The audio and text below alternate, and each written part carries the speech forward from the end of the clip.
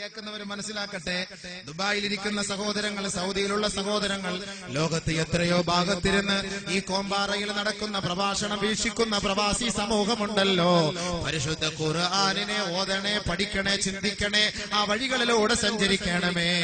അറബി രാവിലെ 4 മണിക്ക് എഴുന്നേറ്റ് ജോലിക്ക് പോകണമെന്ന് പറഞ്ഞാൽ എത്ര വലിയ തണുപ്പായാലും എത്ര വലിയ ചൂടായാലും പ്രശ്നമില്ല.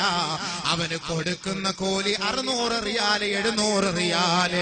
തന്റെ ഉമ്മയ്ക്ക് വേണ്ടി, ഉപ്പയ്ക്ക് വേണ്ടി, ഭാര്യ മക്കൾക്ക് വേണ്ടി കൊടും തണുപ്പ് സഹിക്കാൻ ഈ പ്രവാസികളെ തയ്യാറാകുമ്പോ ആ പ്രവാസിയെ നോക്കിയിട്ട് അള്ളാഹു പറയുകയാണ്, തൂബാലിൽ ഖുറബാ, നിന്റെ ഉജീനത്തിന് വേണ്ടി, നിന്റെ അത്താണിക്ക് വേണ്ടി, ഒരു പിടി ഭക്ഷണം നിന്റെ മക്കൾക്ക് കൊടുക്കുന്നതിന് വേണ്ടി നിന്റെ കുടുംബങ്ങളെ അവഗണിച്ചിട്ട് വിദേശത്ത് കഴിയുന്നവനെ, അവിടെ നീ മരിച്ചാൽ നിനക്ക് സന്തോഷ വർത്തമാനമാണ്, സ്വർഗമാണ്, സ്വർഗമാണ്.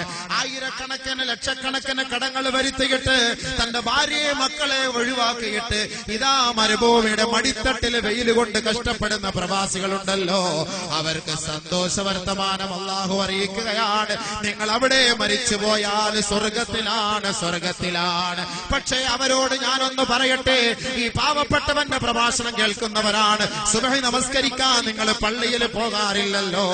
എത്രയോ രാത്രികളാണ് ടിവിയുടെ മുന്നിൽ നിങ്ങളുടെ സമയം കളയുന്നത്. 12 മണിക്ക് കടയടച്ചിട്ട് വന്ന് 2 മണിക്കൂറോളം 3 മണിക്കൂറോളം ടിവിയുടെ മുന്നിൽ ഇരുന്നിട്ട് 3 മണിക്ക് കിടന്നുറങ്ങിയിട്ട് രാവിലെ 8 മണിക്ക് എഴുന്നേറ്റ് ജോലിക്ക് പോകലല്ലേ.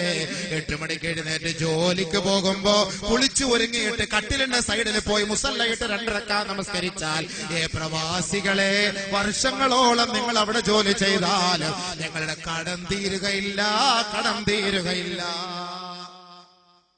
കാരണം ആർക്കും